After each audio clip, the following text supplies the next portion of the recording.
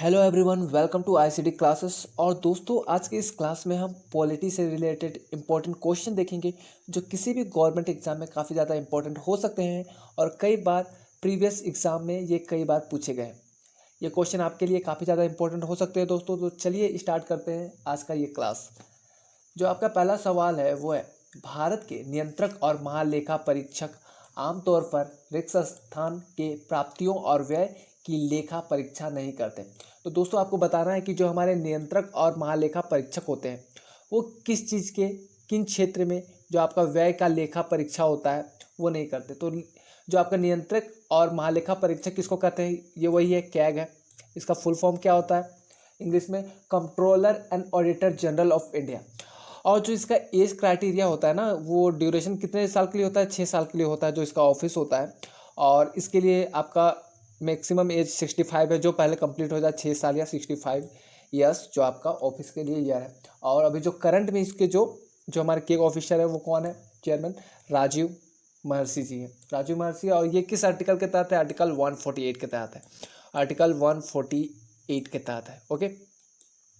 साथ ही जब आपका ये क्वेश्चन आया है तो किन चीज़ों को नहीं देखता है, तो भाई ये नियंत्रण जो कैग का काम रहता है, क्या काम रहता है कैग का काम? जो भी हमारा गवर्नमेंट बॉडी है उसका क्या देखना, जो भी सेंट्रल में गवर्नमेंट बॉडी है, मेन बॉडी है, उसका जो लेखा है व्यय का वो देखना रहता है। तो ये केंद्र का देखता है। हाँ भाई, केंद्र का अकाउंट देखता है भाई, के का अपना केंद्र का अकाउंट देता है। स्थानीय निकाय नहीं है, स्थानीय निकाय का नहीं देखता है। ये राज्य सरकार का अकाउंट देखता है, सरकारी कंपनियों का। हाँ, तो ये देखता है। तो जो आपका आंसर हो जाएगा वो 2 हो जाएगा आंसर। नेक्स्ट क्वेश्चन देखते हैं। तो आपका नेक्स्ट क्वेश्चन है, भारतीय नागरिकता किसके द्वारा दी जाती है? तो दोस्तों, जो भारतीय नागरिकता है वो गृह मंत्रालय के द्वारा दी जाती है। नेक्स्ट क्वेश्चन देखते हैं, भारतीय संविधान में कितने मौलिक कर्तव्यों का उल्लेख किया गया है? तो दोस्तों, जो मौलिक कर्तव्य होते हैं वो 11 है हमारे संविधान में मौलिक कर्तव्य। और ये मौलिक कर्तव्य कई बार क्वेश्चन पूछा जाता है कि किस भाग में है। तो टोटल हमारे कॉन्स्टिट्यूशन में 22 भाग है और उस 22 भागों में से जो आपका चौथा भाग है 4A में आपका मौलिक कर्तव्य के बारे में बात किया गया है, जो कहाँ किस में है? आर्टिकल 51A में। ओके, आर्टिकल 51 में आपका ये मौलिक कर्तव्य का बात किया गया है। और ये कब आया था भाई? जो आपका मौलिक कर्तव्य था वो कब आया था? तो ये आपका आया था 1976 में आया था। आपका जो 42वां संशोधन है, 42nd अमेंडमेंट हुआ था, उस समय आया था। नेक्स्ट क्वेश्चन देखते हैं, निम्नलिखित में से किसने संप्रभुता का अद्वितीय सिद्धांत दिया? तो दोस्तों, ये दिया था आपका ऑस्टिन ने दिया था। पहला आंसर सही होगा। नेक्स्ट क्वेश्चन देखते हैं, संसद में सरकारी विधेयक का अर्थ क्या होता है? तो दोस्तों, जो संसद में सरकारी विधेयक होता है ना, उसका अर्थ होता क्या है ना, संसद के दोनों सदनों में किसी भी मंत्री द्वारा पेश किया गया विधेयक, यही होता है। संसद में जो सरकारी विधेयक होता है उसको कहते हैं। नेक्स्ट क्वेश्चन देखते हैं, एक राज्यपाल का कार्यकाल कितने वर्ष का होता है? तो दोस्तों, जो राज्यपाल का कार्यकाल होता है ना, वो आपका 5 वर्षों के लिए होता है। नेक्स्ट क्वेश्चन देखते हैं, निम्नलिखित में से किस संस्थान को प्रतिस्थापित करके नीति आयोग का गठन किया गया है? तो दोस्तों, जो नीति आयोग का गठन किया गया है वो किसको रिप्लेस करके किया गया है? योजना आयोग को रिप्लेस करके नीति आयोग का गठन किया गया है। और साथ ही अगर नीति आयोग का जो आपका फुल फॉर्म क्या होता है, ये भी कई बार एग्जाम में क्वेश्चन पूछ देता है। तो इसका फुल फॉर्म होता है national institution for transforming India. और दोस्तों, इसका जो इस्टेब्लिशमेंट कब रिप्लेस किया गया था? किया गया था 1 जनवरी को रिप्लेस किया गया था 2015। कौन किए थे? हमारे मोदी जी किए थे। मोदी जी की सरकार कब आई थी? 2014 में आई थी ना। तो उसी के बाद उन्होंने क्या किया था, योजना आयोग को चेंज करके आपका नीति आयोग में कन्वर्ट कर दिया था।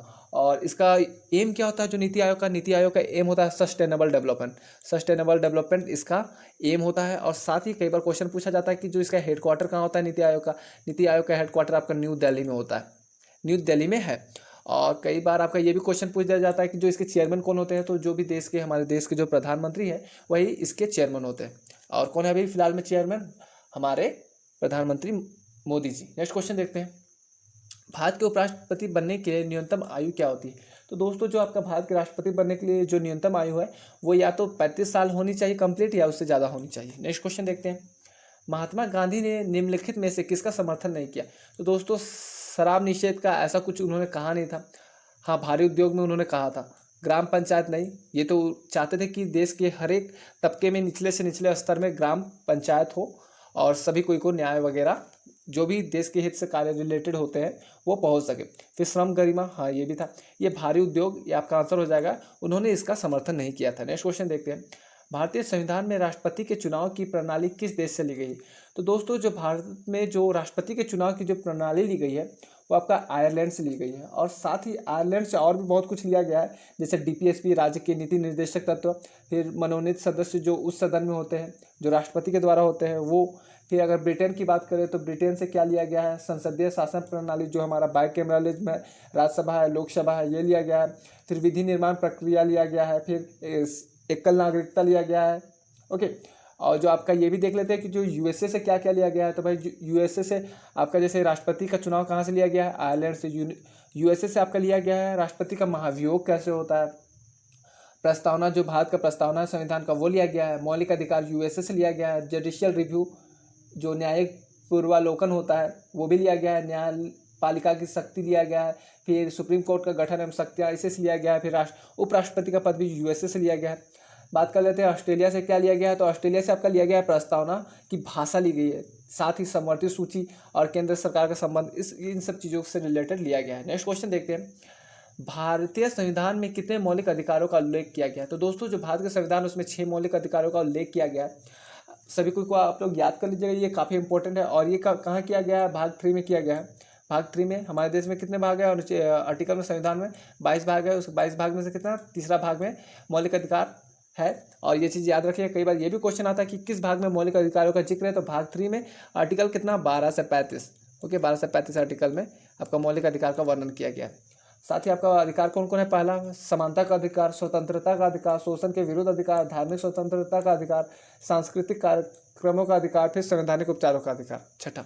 ओके, नेक्स्ट क्वेश्चन देखते हैं, क्वा वारंटो शब्द का शाब्दिक अर्थ क्या होता है। तो दोस्तों इसका जो शाब्दिक अर्थ होता है वो बाय व्हाट अथॉरिटी और वारंट। हमारे देश में जो रीट हैं वो 5 रीट है, तो उन रीटों से रिलेटेड ही यही एक रीट है जो है क्वा वारंटो। नेक्स्ट क्वेश्चन देखते हैं, कृषि आय पर कर भारत के संविधान में 7वीं अनुसूची में दी गई रिक्त स्थान सूची में सूचीबद्ध है। तो दोस्तों जो आपका ये क्वेश्चन है, कृषि आय पर भारत के संविधान में 7वीं अनुसूची में दी गई रिक्त स्थान सूची में सूचीबद्ध है। तो इसका जो आपका आंसर होगा, आंसर 2 होगा, राज्य सूची में ये सूचीबद्ध है। नेक्स्ट क्वेश्चन देखते हैं आपका, त्रिपुरा में कुल रिक्त स्थान संसदीय सीटें राज्यसभा निर्वाचन क्षेत्र है। तो दोस्तों जो आपके त्रिपुरा है ना, उसमें आपका 1 संसदीय सीट है, ठीक है। और जो अगर त्रिपुरा की बात आई है तो ये जान लेते हैं कि जो इसका कैपिटल है क्या है, इसका कैपिटल है अगरतला है। साथ ही इसके जो CM है बिप्लब कुमार देव है, और जो इसके गवर्नर है वो है आपका रमेश बायस है। नेक्स्ट क्वेश्चन देख लेते हैं, भारत में राष्ट्रपति को कौन शपथ दिलाता है। तो दोस्तों जो राष्ट्रपति को शपथ कौन दिलाते हैं, गवर्नर जनरल नहीं दिलाते हैं, हाँ न्यायाधीश जो आपके सुप्रीम कोर्ट के जो टॉप में न्यायाधीश रहते हैं, उच्च न्यायालय के जो चीफ जस्टिस ऑफ इंडिया रहते हैं, CJI रहते हैं, वही आपके राष्ट्रपति को शपथ दिलाते हैं। अगर वो नहीं रहे चीफ जस्टिस ऑफ इंडिया तो उस समय जो भी सुप्रीम जस्टिस रहते हैं, जज रहते हैं, वही उनको शपथ दिलाते हैं। नेक्स्ट क्वेश्चन देखते हैं, भारत के राष्ट्रपति के रूप में एक व्यक्ति कितनी बार निर्वाचित किया जा सकता है। तो दोस्तों भारत के राष्ट्रपति के रूप में एक व्यक्ति कितने बार निर्वाचित किया जा सकता है, नहीं यहाँ पे क्वेश्चन आपका थोड़ा सा गलत हो गया ना। क्वेश्चन ये होना था ना कि भारत के राष्ट्रपति, कोई भी व्यक्ति भारत में राष्ट्रपति कितने बार बन सकता है। तो उसका आंसर आपका होगा ये कई बार भी, इसका भी कोई लिमिटेशन नहीं है, भारत में कितनों बार भी राष्ट्रपति बन सकता है। नेक्स्ट क्वेश्चन देखते हैं, उत्तराखंड में कुल रिक्त स्थान संसदीय सीटें लोकसभा निर्वाचन क्षेत्र है। तो दोस्तों जो उत्तराखंड में है कुल संसदीय सीटें कितनी हैं, तो कुल संसदीय सीटें आपकी है 5 सीटें हैं। ओके, और यहाँ पर उत्तराखंड की बात आई है तो हम लोग जान लेते हैं कि उत्तराखंड के जो अभी CM कौन है। उत्तराखंड के जो हमारे CM है वो है रावत जी है, त्रिवेंद्र सिंह रावत, और जो हमारी गवर्नर है वो बेबी रानी मौर्य है। और साथ ही जो इसका कैपिटल है, उत्तराखंड का जो कैपिटल है वो आपका देहरादून, और अभी हाल में ही उत्तराखंड के लिए एक और कैपिटल बनाया गया है समर वेकेशन के लिए, समर ऋतु के लिए, वो क्या है, गैरसेन, इसका एक और कैपिटल है। नेक्स्ट क्वेश्चन देखते हैं, भूमि और भवनों पर कर भारत के संविधान में 7वीं अनुसूची में दी गई रिक्त स्थान सूची में सूचीबद्ध है। तो दोस्तों ये आपका 18 का जो आंसर होगा वो 2 होगा, राज्यसभा राज्य सूची में आपकी ये सूचीबद्ध है। ओके, नेक्स्ट क्वेश्चन देखते हैं, जनसंख्या नियंत्रण और परिवार नियोजन भारत के संविधान में 7वीं सूची में दी गई रिक्त स्थान सूची में सूचीबद्ध है। तो दोस्तों ये जो आपका है ना समवर्ती सूची, इसमें सूचीबद्ध है। नेक्स्ट क्वेश्चन देखते हैं, रिक्त स्थान संघ सूची और समवर्ती सूची में शामिल मामलों पर कानून बनाता है। तो दोस्तों जो आपका लोकसभा है ये संघ सूची और समवर्ती सूची में शामिल मामलों पर कानून बनाता है। आई होप गाइस आप लोगों को आज का ये क्लास मज़ा आया होगा, और आज का क्लास यहीं ख़त्म करते हैं, किसी और रोज आएंगे कुछ नए क्वेश्चन के साथ। Have a nice day, bye bye.